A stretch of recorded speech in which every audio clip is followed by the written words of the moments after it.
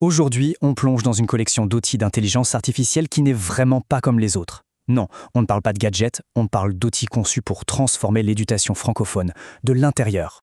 Et tout part de cette question qui peut sembler un peu paradoxale, je vous l'accorde, et si l'automatisation, au lieu de nous empêcher de penser, pouvait en fait nous aider à réfléchir encore mieux? C'est tout le pari de ce projet.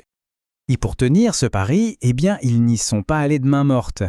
On ne parle pas d'un ou deux outils isolés, non, mais d'une collection complète de 50 assistants d'IA. 50! Et ils sont tous connectés les uns aux autres.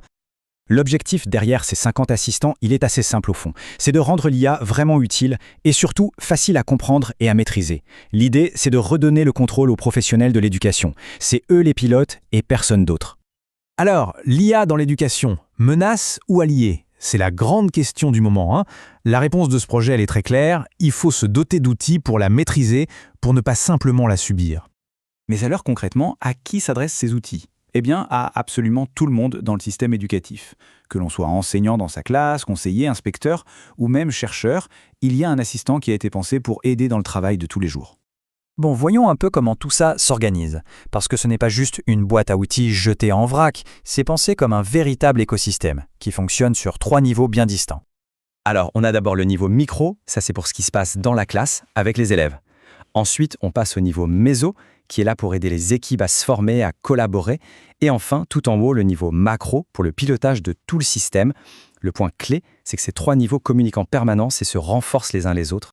Et ça, c'est un point vraiment essentiel à comprendre. Le but de ces IA, ce n'est surtout pas de cracher la bonne réponse toute faite. Non.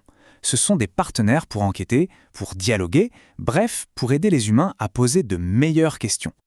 D'accord, mais derrière tout ça, il y a une philosophie, une idée très forte. Ça s'appelle la désautomatisation. L'idée, c'est tout simple, reprendre la main sur les processus qu'on a un peu trop vite automatisés. Pour bien saisir le truc, ça vaut le coup de se rappeler de cette question du philosophe Bernard Stiegler. Il disait en substance, quand tout devient automatique, y compris notre travail intellectuel, est-ce qu'on est encore vraiment capable de penser et de décider par nous-mêmes? C'est une sacrée question. Et là, on voit bien toute la tension. D'un côté, il y a le risque que Stiegler appelait la prolétarisation, c'est-à-dire la perte de nos savoirs, de notre capacité à agir. Et de l'autre côté, la solution, la fameuse désautomatisation, qui consiste à réinjecter de la pensée là où l'automatisme voudrait tout écraser. Donc pour le dire simplement, la désautomatisation, c'est l'art de fabriquer des technologies qui nous forcent à réfléchir au lieu de nous en dispenser. Un assistant IA, soit il renforce la perte de savoir, soit il devient un outil de désautomatisation. Et ici, c'est clairement le deuxième chemin qui a été choisi. Bon, la théorie c'est bien beau, mais concrètement, comment ça se traduit? Comment cette philosophie se retrouve-t-elle vraiment dans les outils? En fait, chaque assistant repose sur 4 piliers solides. D'abord, il part de vrais problèmes, de vrais besoins du terrain. Ensuite, il s'appuie sur des connaissances qui ont été validées par des professionnels. Les instructions, les prompts qui le guident, sont pensés comme une formalisation du métier. Et enfin, point crucial, il est constamment amélioré grâce au retour direct des utilisateurs. Et ça, franchement, c'est le point qui change tout. Ce n'est pas l'IA qui décide de comment réfléchir. Non. Ce sont les professionnels qui fixent les règles du jeu, les étapes, les exigences. L'IA reste ce qu'elle doit être, un assistant. Elle ne prend la place de personne. Alors, au final, qu'est-ce qu'on doit retenir de tout ça? Que ce projet, c'est bien plus qu'une simple collection d'outils. C'est une vraie proposition, à la fois politique et pédagogique. L'objectif, c'est de redonner du pouvoir d'agir aux éducateurs.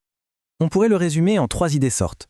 Premièrement, on automatise les traitements lourds, mais jamais le jugement humain. Ça libère du temps pour l'essentiel, la relation. Deuxièmement, on offre des outils pour mieux voir, mieux comprendre, et donc mieux agir. Et enfin, faire de l'IA un vrai levier pour augmenter la capacité d'agir de tous les acteurs. S'il y avait une seule phrase à retenir, ce serait peut-être celle-ci.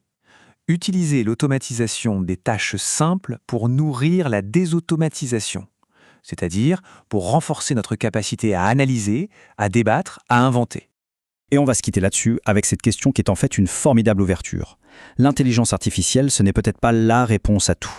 Mais si c'était le meilleur outil qu'on ait jamais eu pour apprendre, tous ensemble, à poser de meilleures questions.